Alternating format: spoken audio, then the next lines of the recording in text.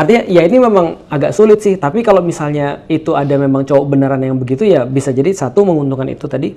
Yang kedua kalau ada yang kasus penyakit misalnya kayak penyakit degeneratif yang nggak memungkinkan dia untuk bisa ngelayanin lagi dan sementara dia nggak mau diceraikan, maka dia bisa untuk itu.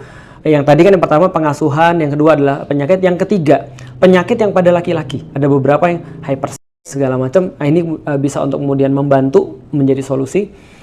Ada yang kayak gitu. Oke, walaupun alasannya cukup agak aneh. Okay. Makanya ini kan ada yang begitu, laki-laki nggak cukup dengan satu orang perempuan, dan akhirnya ya ini tentu saja harus ke dokter ya tentang masalah hormonal kan, ini kan berarti kan bukan masalah tebak-tebakan atau aku merasa kayaknya aku hypersex, nggak gitu.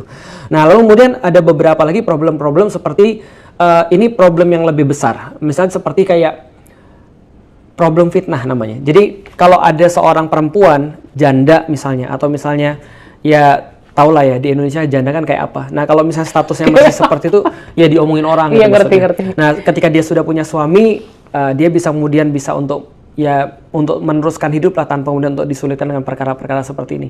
Tapi balik lagi kalau kondisinya kayak gini sekarang ya, memang aku juga melihat nggak adil sih bagi perempuan. Karena yang muncul justru adalah laki-laki yang beralasan padahal bukan yang benar.